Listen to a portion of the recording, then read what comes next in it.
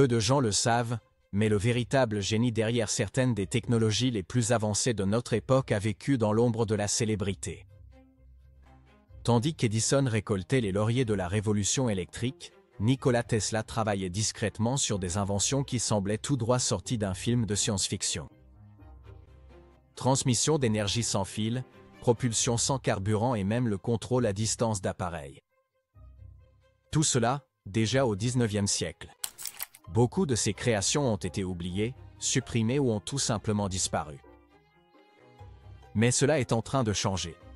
Un groupe d'ingénieurs, dans un garage isolé, vient de redonner vie à l'une de ces inventions perdues. Et ce qu'elle est capable de faire va te laisser bouche bée. Introduction à la vision de Tesla. Nikola Tesla n'était pas fait pour l'époque dans laquelle il a vécu. En réalité, il n'était même pas né pour cette époque-là. Il appartenait à un futur si radical, si libéré des intérêts de profit et de pouvoir, que cela rendait le monde autour de lui mal à l'aise. Pendant que les gens étaient occupés à enrouler des fils de cuivre dans les villes et à applaudir Edison pour avoir éclairé les bâtiments, rue après rue, Tesla vivait dans son propre monde, construisant un système qui n'avait pas besoin de fils. Un système qui utilisait la Terre, le ciel et l'espace même entre les deux comme autoroute pour l'énergie. Pour la plupart, cela ressemblait à de la magie, mais pour Tesla, c'était de la science en attente d'être comprise. Et Tesla ne voulait pas garder cette vision pour lui tout seul. Il était prêt à l'enseigner au monde. Son idée, l'énergie sans fil. Mais cette croyance n'est pas venue de nulle part. Tesla est arrivé à New York en 1884 avec une valise pleine de croquis, de calculs et un seul objectif, obtenir le soutien de Thomas Edison pour son invention. Un système de moteur à courant alternatif. Il croyait que la Canada était l'avenir. Edison, non. Edison était profondément investi dans le système à courant continu, qui était inefficace, limité en portée et nécessitait des stations tous les quelques pâtés de maison. Mais c'était son système, et il n'était pas prêt à le changer. Au lieu de soutenir le rêve de Tesla d'un courant alternatif, Edison lui a demandé de reconcevoir une centrale électrique à courant continu sur Pearl Street, dans le sud de Manhattan. Ce fut la première fissure dans leur relation de travail. La seconde est survenue peu après, un différend financier qui a laissé Tesla sans salaire et désabusé. Les deux ont suivi des chemins différents, et la guerre des courants a commencé. C'est alors que George Westinghouse est entré en scène. Westinghouse a vu en Tesla quelque chose qu'Edison avait ignoré, un homme qui non seulement inventait des machines, mais réinventait la façon dont le monde allait fonctionner. Il a financé les moteurs à induction à courant alternatif de Tesla, des dispositifs qui ont silencieusement révolutionné la vie urbaine. Ils ne produisaient pas d'étincelles comme les moteurs à courant continu. Ils ne nécessitaient pas d'aimants permanents coûteux. Ils fonctionnaient grâce à un champ magnétique rotatif, propre et efficace. Le même principe de base qui alimente encore la majorité des moteurs électriques aujourd'hui. En 1896, Tesla a conçu le système hydroélectrique des chutes du Niagara. L'eau se transformait en énergie. L'énergie illuminait les villes. La mer avait gagné. Edison a peut-être fait la une des journaux, mais c'est Tesla qui a laissé l'héritage. Des décennies plus tard, la rivalité entre les deux inspirerait un film, The Current War, avec le génie discret de Tesla enfin sous les projecteurs. Mais Tesla ne s'est pas arrêté aux moteurs ou aux centrales électriques. Ce n'était pas suffisant. Entre 1892 et 1894, il a travaillé sur ce qu'il appelait l'oscillateur, un système capable de convertir l'électricité en ondes radio à haute fréquence. Il testait les fondements de la radio avant même que le monde n'ait un nom pour cela. Son, signaux, énergie, tout était transmis de façon invisible sur de longues distances. Il ne pensait pas seulement à la communication, il pensait à la transmission. De l'énergie transmise à travers toute la planète, sans fil. Lorsque le calendrier est passé à 1899, il a emmené cette vision à Colorado Springs. Altitude élevée, air sec. Ce qui s'est passé ensuite donne encore des frissons aux historiens. Au cours de l'une de ses expériences, Tesla a réussi à allumer 200 lampes à plus de 40 km de distance, en n'utilisant rien d'autre que la Terre comme conducteur. Sans ligne de transmission, sans réseau électrique, seulement des fréquences ajustées et un pur intellect. Les personnes à proximité ont commencé à entendre des bourdonnements étranges. Certaines ont rapporté avoir vu des arcs de lumière traverser le sol. D'autres ont juré que les cieux au-dessus du laboratoire de Tesla pulsaient avec des orages électriques surgissant de nulle part. Les habitants ne savaient pas ce qu'ils étaient en train de voir, seulement que cela ne ressemblait à rien de ce qu'ils avaient déjà vu. Tesla allumait des lampes à des kilomètres de distance, et ce faisant, il illuminait l'avenir. Et pourtant, les applaudissements ne sont jamais venus, car la vérité, c'est que le monde ne voulait pas de ce qu'il offrait. Il n'était pas prêt. Tesla était brillant, oui, mais cette brillance le rendait dangereux, non pas pour les gens, mais pour les entreprises, pour les titans de l'industrie qui venaient de dépenser des fortunes à construire des centrales électriques, à câbler des villes et à enfermer l'énergie derrière des étiquettes de prix. Les idées de Tesla ne rentraient pas dans ce modèle. Elles ne pouvaient pas être mises en bouteille, taxées, ni mesurées. Il ne voulait pas vendre l'énergie, il voulait l'offrir. Et dans le monde du capital, rien n'est plus menaçant qu'un cadeau. Pourtant, Tesla n'a pas reculé. Il a continué, tel un homme possédé, avec ses carnets remplis d'idées, non seulement sur l'énergie, mais sur une société libérée par celle-ci. Il imaginait des villes sans pollution, des véhicules qui n'auraient jamais besoin d'être ravitaillés, des machines alimentées par la terre elle-même sous leurs pieds. Dans chaque plan fou, dans chaque nuit blanche, Tesla croyait que l'avenir lui appartenait. Non pas parce qu'il l'a revendiqué, mais parce qu'il l'avait déjà vu. Et cet avenir avait un nom, la tour Wardenclyffe. Mais avant d'en parler, si vous n'avez pas encore cliqué sur j'aime et vous êtes abonné à la chaîne, vous pouvez le faire maintenant. La tour Wardenclyffe. La tour Wardenclyffe s'élevait comme un point d'exclamation géant sur le rivage de Long Island. En 1901, la construction de ce qui allait devenir le projet le plus ambitieux et le moins bien compris de Tesla a commencé. Avec ses 57 mètres de hauteur, surmontée d'un dôme de cuivre presque aussi large qu'une maison, la tour ressemblait moins à une antenne radio qu'à quelque chose tout droit sorti d'un projet architectural venu d'une autre planète. La tour n'a pas été construite pour envoyer des messages. Elle a été conçue pour transmettre de l'énergie à travers les océans, sur des continents, sans fil.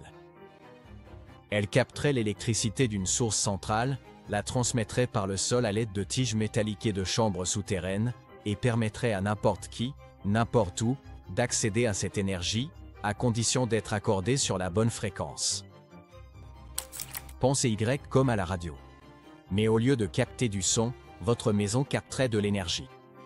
Il appelait cela le système mondial sans fil, et il le disait très clairement. Au début, les gens écoutaient. JP Morgan, l'un des plus grands banquiers de l'époque, a investi dans Tesla à hauteur de 150 000 $, une fortune à l'époque. Il croyait en la capacité de Tesla à révolutionner les communications, mais cette croyance avait ses limites, car lorsque Morgan posait la question désormais tristement célèbre, « Où dois-je mettre le compteur ?» L'illusion a été brisée. Morgan ne finançait pas une révolution, il finançait un produit. Et lorsqu'il s'est rendu compte qu'il n'y avait ni compteur, ni étiquette de prix, ni moyen de contrôler ou de tirer profit de ce nouveau type d'énergie, le soutien s'est évaporé du jour au lendemain. Le financement de Tesla a été coupé. Sa réputation, empoisonnée. Et pourtant, la tour continuait de s'élever. Les habitants ont commencé à signaler des phénomènes étranges, des radios captant des signaux fantômes, d'étranges vibrations dans le sol, des éclairs de lumière sans qu'aucune tempête ne soit en vue. Les rumeurs se sont propagées comme une traînée de poudre. Certains disaient que la tour pouvait envoyer de l'énergie jusqu'à l'autre côté de l'Atlantique. D'autres murmuraient à propos de rayons de la mort et d'espionnage gouvernemental. Selon des témoignages épars, l'armée a commencé à surveiller de près le site et puis, soudainement, tout s'est arrêté. la tour n'a jamais été complètement achevée. En 1917, elle a été démolie.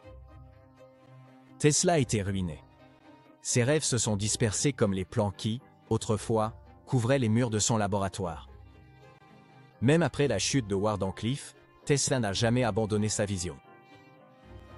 Sa santé se détériorait, ses ressources étaient épuisées, mais dans des chambres d'hôtel à travers tout New York, il continuait à griffonner. Des formules, des fréquences, des croquis de machines capables de vibrer avec la même énergie invisible qu'il avait un jour envoyée à travers la terre du Colorado. Le monde a cessé d'écouter, mais Tesla n'a jamais cessé d'émettre. Abandon et oubli. Après la chute de Wardenclyffe, la vie de Tesla a sombré dans quelque chose de plus silencieux.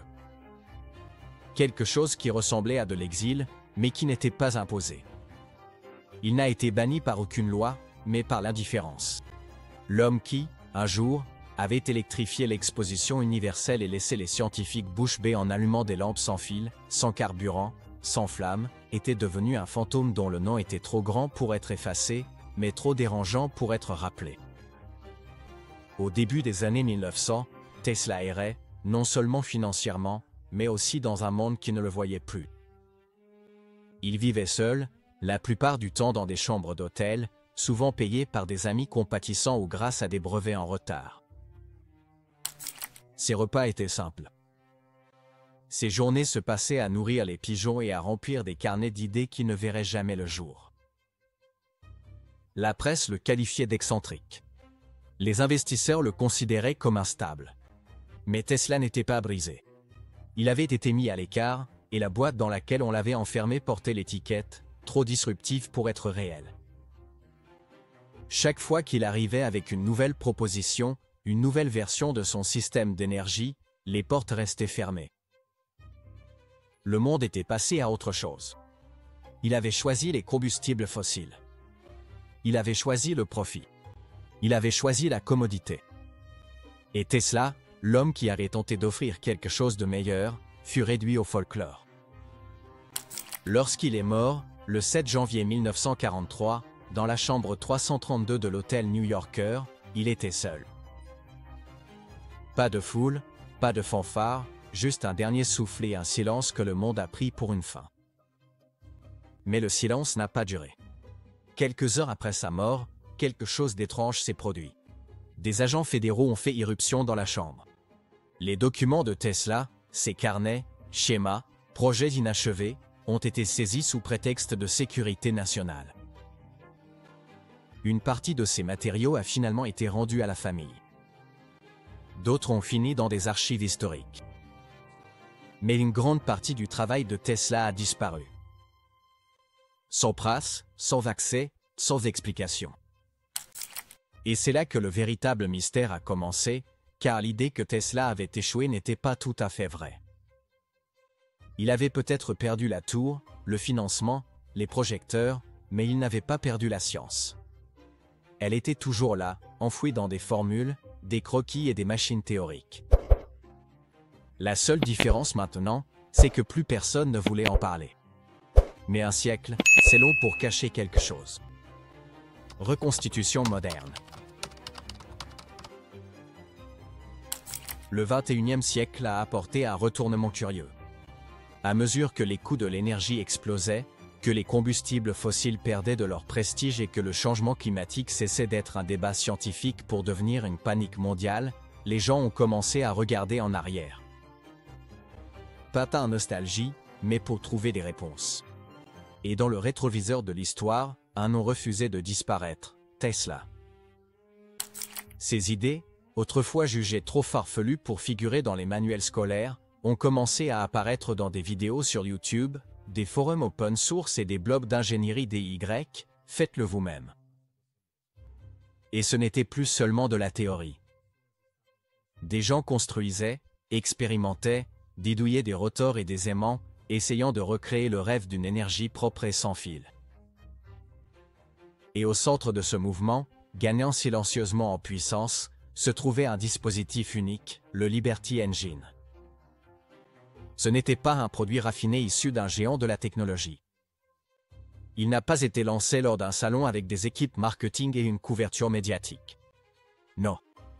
Il est né dans des garages, des arrière-cours, des mains d'ingénieurs qui croyaient encore en ce que Tesla avait tenté d'accomplir. Il ne suivait pas les plans d'une entreprise. Il suivait des fragments, des notes divulguées, des brevets énigmatiques, des interviews datant de plusieurs décennies. Et, d'une certaine manière, au milieu du bruit, ils ont commencé à entendre ce que Tesla voulait dire. Des ingénieurs ont utilisé les principes fondamentaux de Tesla, résonance, couplage inductif et rétroaction magnétique, mais ils ont fusionné tout cela avec des matériaux modernes. Au lieu d'un dôme géant en cuivre, ils ont utilisé des aimants compacts en néodyme, des bobines de transformateurs de micro-ondes recyclés et des rotors en alliage léger d'aluminium avec de l'argent. Cela paraissait modeste, presque comme un projet de foire scientifique, jusqu'à ce qu'ils le mettent en marche. Au début, seules quelques personnes l'ont remarqué. De petites chaînes YouTube ont publié des vidéos montrant une étrange petite machine alimentant des ampoules et des outils sans source d'énergie visible. Les commentaires se sont d'abord remplis de doutes, puis d'étonnement, puis de théories du complot. C'est réel? Comment ça marche? D'où vient l'énergie? Puis sont arrivées les vidéos de démontage, sans coupure, sans montage, juste des mains démontant chaque pièce, montrant chaque fil, chaque bobine, chaque aimant. Il n'y avait pas de batterie, ni de compartiment secret pour du carburant. Juste un rotor qui tourne, une bobine qui vibre. Et une sortie. De l'électricité réelle, utilisable, mesurée avec des appareils ordinaires. La sortie était constante, 230 volts en courant alternatif, la même utilisée dans des millions de foyers à travers le monde. Et ce n'était pas une coïncidence. Les tests ont été répétés. Des constructeurs indépendants ont recréé le projet en utilisant des matériaux différents. Et même si toutes les versions ne fonctionnaient pas, beaucoup ont marché. Le secret résidait dans la précision. Ajuster les bobines, calibrer l'espacement magnétique, réduire la résistance au minimum. Lorsqu'on le faisait correctement, les résultats étaient indéniables. De l'énergie. Hors réseau, propre et sans fil. Cela ne correspondait pas à la physique traditionnelle, du moins pas parfaitement. Certains ont crié à la fraude. D'autres ont accusé les constructeurs de tricherie, mais ceux qui creusaient plus loin voyaient autre chose. Des échos des théories originales de Tesla. Ni mouvement perpétuel, ni magie. Juste une forme d'énergie que nous ne comprenons pas encore totalement, exactement comme Tesla l'a toujours affirmé. À mesure que le Liberty Engine attirait l'attention, les murmures recommencèrent. Cette fois, il ne s'agissait pas de la santé mentale de Tesla, mais du silence. Pourquoi cela ne faisait-il pas la une des journaux? Pourquoi les universités ne faisaient-elles pas la queue pour le tester? Pourquoi certains brevets étaient-ils discrètement refusés, classifiés ou bloqués dans des procédures judiciaires sans fin? Les parallèles étaient impossibles à ignorer. Tesla avait déjà montré tout cela il y a plus de 80 ans. Et maintenant, quelqu'un le montrait à nouveau. Mais cette fois, le monde regardait. Démonstration de fonctionnement. Le Liberty Engine utilisait ce qu'on appelle le couplage inductif résonant. C'est le même principe que celui des chargeurs sans fil pour téléphone portable.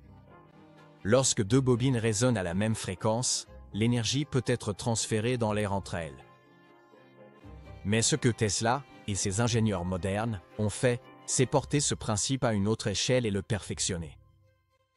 Au lieu de petites spirales de cuivre rechargeant un téléphone à quelques centimètres, ils ont créé des bobines réglées capables de transmettre de l'énergie à plusieurs mètres de distance en espace ouvert. La clé, c'était la résonance, comme frapper sur une cloche et voir une autre, de l'autre côté de la pièce, vibrer en parfaite harmonie. Le Liberty Engine utilisait cette astuce, avec des impulsions magnétiques parfaitement espacées, pour transférer l'énergie de son rotor en rotation vers des champs proches de fil. Et comme ces bobines étaient précisément réglées, il n'y avait pratiquement aucune perte d'énergie, aucune chaleur, aucun bruit, juste un transfert pur. C'est là que la magie, ou plutôt les mathématiques, opéraient. Le rotor du moteur, fabriqué à partir d'un alliage d'aluminium et d'argent, n'a pas été choisi pour son esthétique. Cet alliage a été conçu pour réduire ce qu'on appelle les courants de Foucault, de petites boucles de résistance électrique qui consomment normalement de l'énergie dans des systèmes de ce type. En utilisant un alliage de haute pureté et en fixant les composants avec de la résine pour éliminer les vibrations, l'équipe de Liberty a tellement réduit la perte d'énergie que le rotor chauffait à peine pendant le fonctionnement. Et c'est là qu'est arrivée la partie controversée.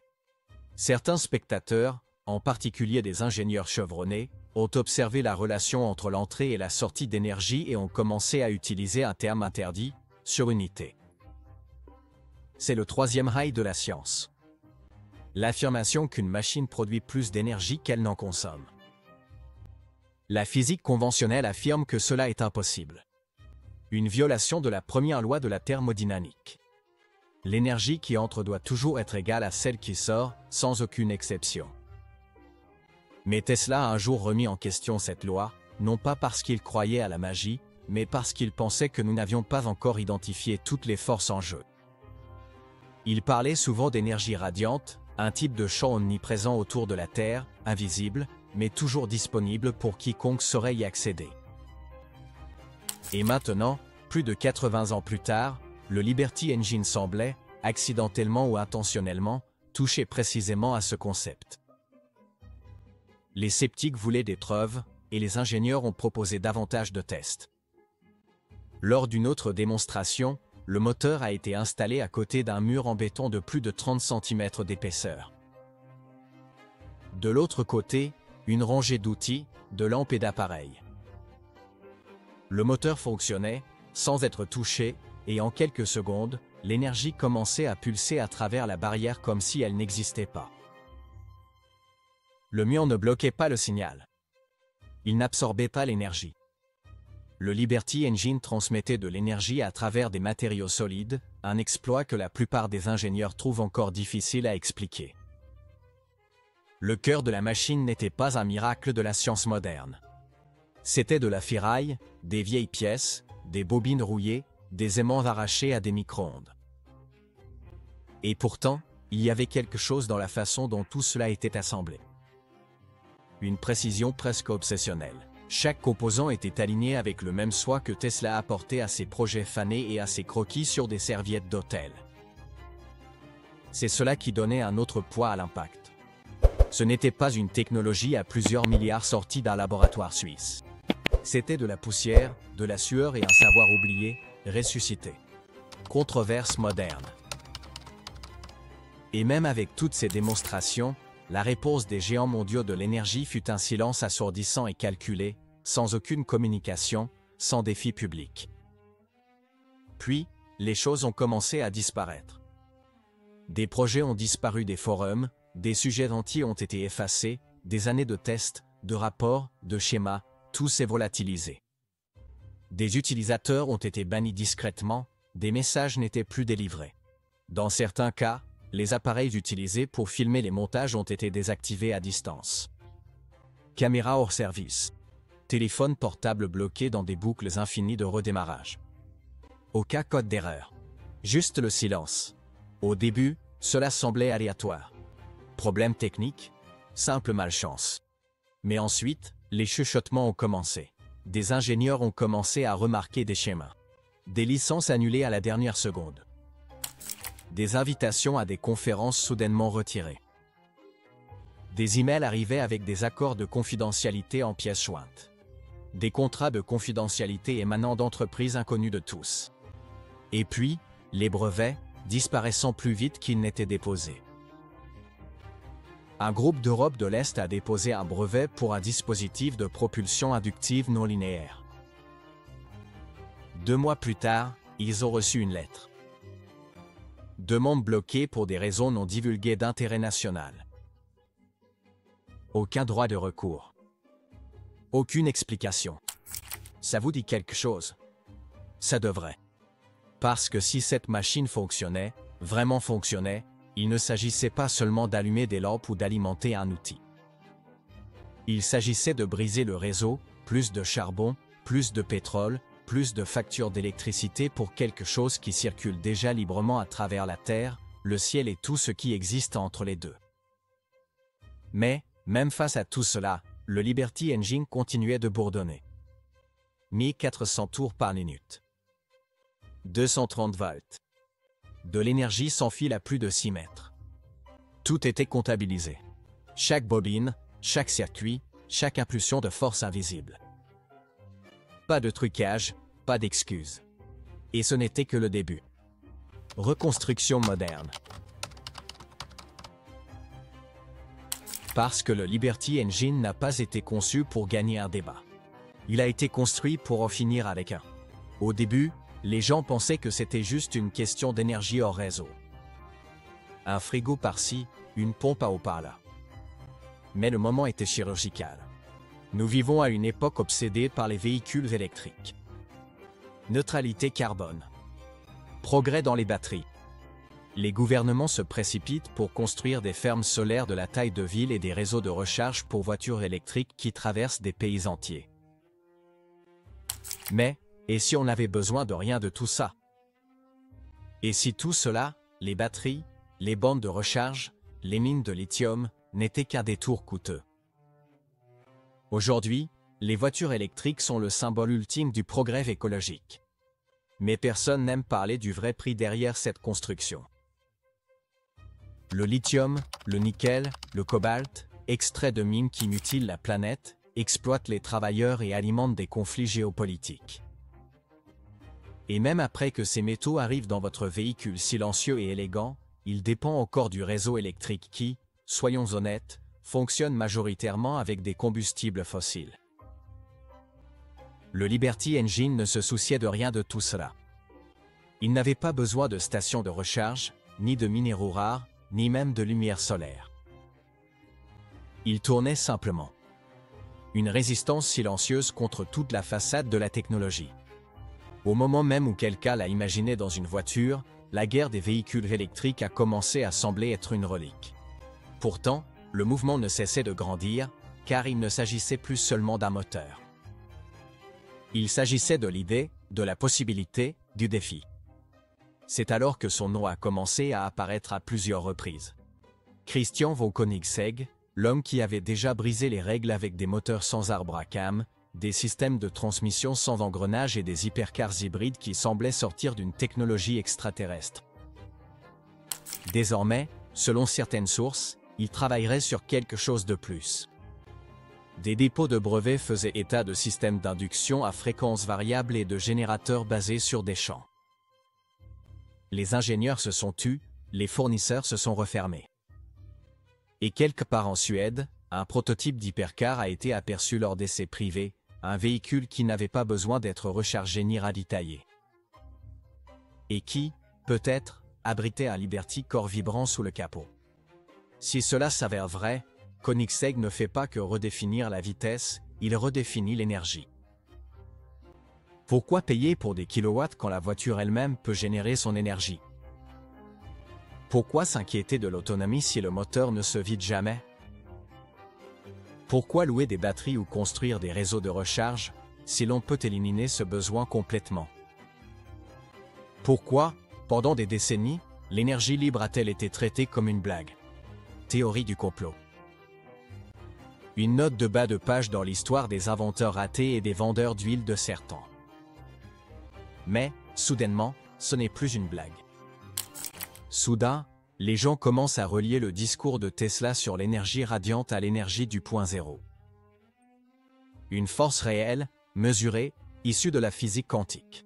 Même dans le vide, là où il ne devrait rien y avoir. Il y a encore de l'énergie. Ce n'est pas une théorie, c'est un fait. Mesuré par l'effet Casimir. Deux plaques, séparées par des nanomètres, mises en mouvement par des fluctuations invisibles dans l'espace vide. Tesla n'avait pas les mots pour cela, mais il savait que ça existait. Un hommage à Wardenclyffe. Avançons jusqu'en 2012. Le dessinateur et admirateur de Tesla, Matthew Inman, plus connu sous le nom de The Oatmeal, a lancé une campagne pour acheter le terrain d'origine de Wardenclyffe. Sa proposition?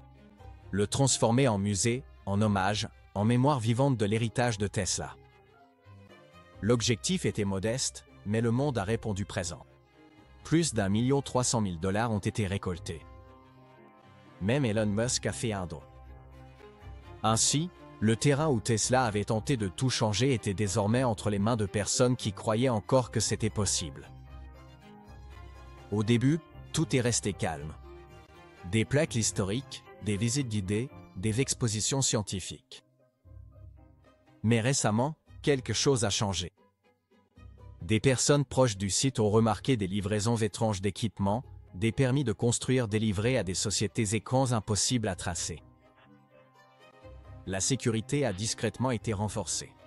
Et puis, les rumeurs ont commencé. Peut-être, juste peut-être, que quelqu'un à l'intérieur de Wardenclyffe faisait plus qu'honorer le passé de Tesla. Peut-être qu'ils étaient en train de tester son avenir.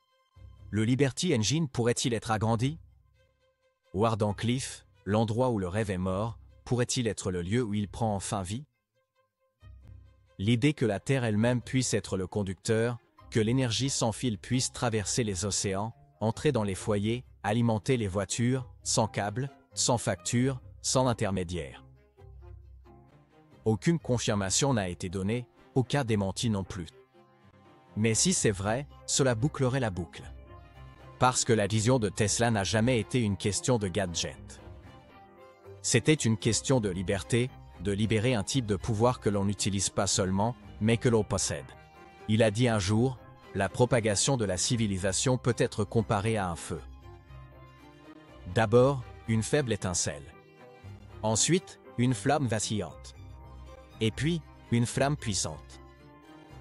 Le Liberty Engine a commencé comme une étincelle, un éclair dans un sous-sol, un bourdonnement dans un garage poussiéreux.